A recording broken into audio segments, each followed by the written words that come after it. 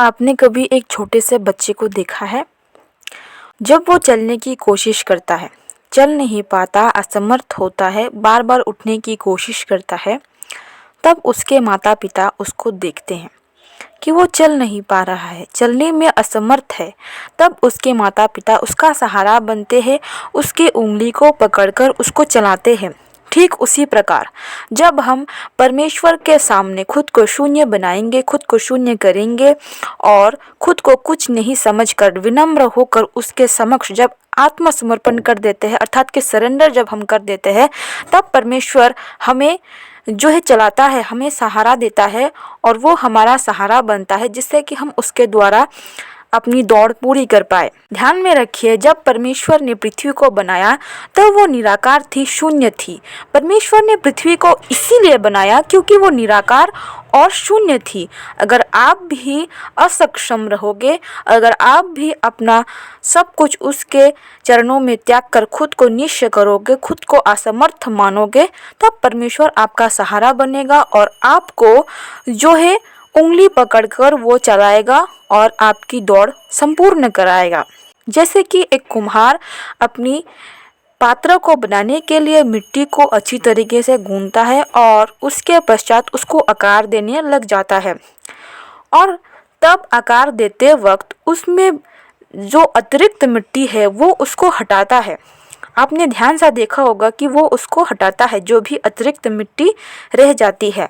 ठीक उसी प्रकार परमेश्वर भी आप में जो भी बुराइयां है, जो कि आपके लिए उपयोगी नहीं है, जो आपको नाश कर सकती है, जो आपके आकार में, जो आपके इमेज में बुरा जो आपको बनाता है, जो आपको अपवित्र करता है, उसको परमेश्वर आपसे अलग करता है। समझ रहे हैं आप कि मैं क्या कहना चाह रही हूँ आप लोगों से? फिर वो आपको पवित्र करेगा, आप में से सारी बुराइयों को निकालकर आपको पवित्र करेगा।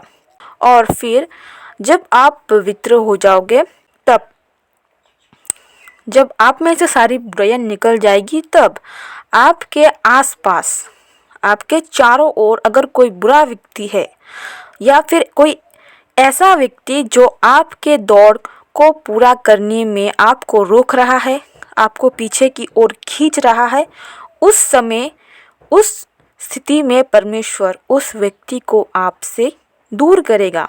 वो व्यक्ति कोई भी हो सकता है, आपके माता पिता, आपके दोस्त, आपका पार्टनर हो सकता है, या फिर आपके सबसे करीबी लोग, ठीक है, या फिर आपकी बुरी आदतें जो बहुत ही ज़्यादा सब कुछ हट गया है, लेकिन एक चीज़ जिसमें आप बहुत ही ज़्यादा कमज़ोर हो सकता है, आप शारीरिक तरीके से बहुत ज़्यादा कमज़ोर हो, पॉर्न्स वगैरह बहुत सारे देखते हो, या फिर आप बहुत ज़्यादा लस्टफुल हो, सब कुछ आपने त्याग दिया है अपने आप से, लेकिन फिर भी ये चीज़ जो है आपसे नहीं हट रही है, कुछ ऐसी चीज़, उसको परमेश्वर आपसे अलग करेगा। उस प्रक्रिया में आपको बहुत ही ज़्यादा दुख भी मिल सकता है। मेरे भी साथ ऐसा हुआ है। जिसको मैं सबसे अधिक प्रेम करती थी, वही जो व्यक्ति है मेरे दौड़ में, परमेश्वर तक पहुंचने के कार्य में सबसे बड़ी बाधा बन रहा था, मुझे पीछे की ओर खींच रहा था। उसको पसंद नहीं कि मैं परमेश्वर को जानूं, परमेश्वर की बातें करूं। मुझे कोई ऐसा व्यक्ति, ऐसा साथी चाहिए था जिससे कि मैं अपनी मन की बातें, अर्थात परमेश्वर की बातें जो भी मैंने सीखा है उससे, या फिर कुछ उसने मुझे सिखाया है, ये सब बांटना चाहती थी। लेकिन वो तो सुनने को तैयार ही नहीं था, वो परमेश्वर पर भरोसा ही नहीं रखता था। तो ये बात जो है मुझे बहुत ज़्यादा बुरी लगती थी, लेकिन फिर भी मैं उस चीज़ को दूर करती थी, मैं उससे बहुत सारी बातें नहीं करती थी क्योंकि मैं उससे प्रेम करती थी। तो इस स्थिति में वो मुझे पीछे खींच रहा था, वो मुझे बोल रहा था कि तुम ये सब छोड़ दो, मतलब कि उसके लिए मुझे अब परमेश्वर को छोड़ना तक पड़ रहा है, ऐसा स्थिति हो गया था। तो परमेश्वर को अगर मैं छोड़ देती तो आज मैं जो है इस स्थिति पर नहीं होती जहाँ की मैं हूँ, मेरी ज़िंदगी तबाह हो चुकी होती या फिर मेरी ज़िंदगी नर्क से बदतर हो चुकी होती। और जो मैं नहीं चाहती वही सारा कुछ मेरे जीवन में आ पड़ता है, जिससे कि परमेश्वर ने अब मेरी रक्षा की है। पहले मैं नहीं जानती थी कि ऐसा होने वाला है। पहले मैं समझती थी परमेश्वर ने मेरे साथ ऐसा क्यों किया, मुझे अकेला क्यों कर दिया, जिसको मैं बहुत ज़्यादा प्रेम करती थी उनसे मुझे क्यों इतना सेपरेट कर दिया, क्यों इतना अलग कर दिया। मैं जानती थी कि चाहे सब कुछ हो जाए, परंतु मैंने परमेश्वर से एक बात कही थी कि मेरी माँ कभी मुझे नहीं छोड़ेगी। मुझे बहुत ही दृढ़ विश्वास था, परंतु वो विश्वास टूट गया क्योंकि व्यक्ति ही बदल गया है। और मैंने ये जाना है कि समय अनुसार सभी बदल जाते हैं, परंतु सिवाय परमेश्वर के। तो इसके बाद मैंने परमेश्वर को ही अपना जाना और अपना माना। ये स्थिति जब तक आपके साथ नहीं हो जाती कि परमेश्वर ही आपका सब कुछ है और बाकी सब जो है दिखावटी है, कुछ समय तक वह आपके साथ रहेंगे, परंतु कुछ समय बाद आप उन पर बर्डन यानी कि बोझ जैसा बन जाओगे और वो आपको जो है दूर धकेलेंगे अपने से, जैसा कि मेरे साथ हुआ है। और उसके पश्चात जब आप परमेश्वर को अपना लोगे, जब आप पूरी तरह से तैयार हो चुके होगे, तब परमेश्वर आपके लिए एक फील्ड तैयार करेगा जिसमें आप अपना जो है कार्य करोगे।